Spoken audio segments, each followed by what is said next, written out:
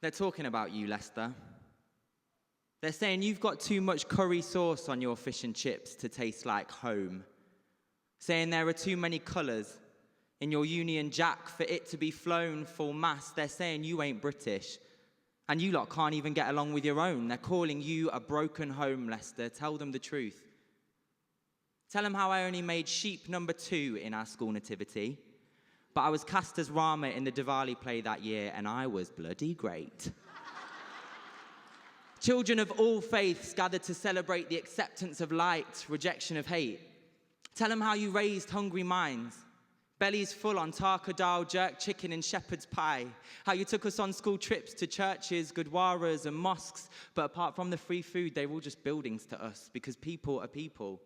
We'd sit at home confused, hearing of blacks and whites on the news, thinking, where have the people gone, Leicester? You taught us that. Tell them about the day that bus full of hate rolled up on your doorstep. Those angry men, organized into a pack, a league of defense who only seemed to attack, and yet despite the wrath of those furious men, an entire city stood united against them. Tell them, Leicester, that city, who says it like it is, because they're painting you into a picture which does not exist, one of bandits and beggars and the bad in between, overwhelming our housing, flooding our GPs. Tell them to take a step back and let your truth be seen. It's only our heads that are overcrowded.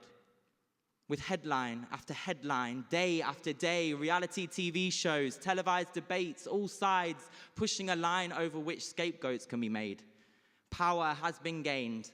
Problems with our punch-drunk economy are blamed, but you are the one that stands in their way, Leicester, because you work.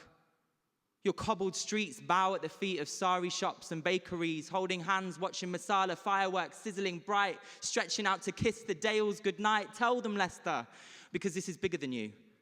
Birmingham, London, Leeds, the rest of this country too. We've forgotten our history. 1915, West Indian people fought for this land to be free.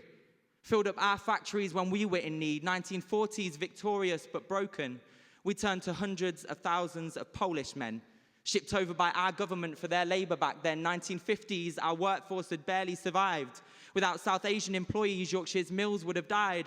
Empire Windrush, London Transport, NHS. Throughout time, foreign support has cleaned us out of our own mess. So let's not paint ourselves into a picture which does not exist, because we are a nation who says it like it is. Immigrants helped to build this country.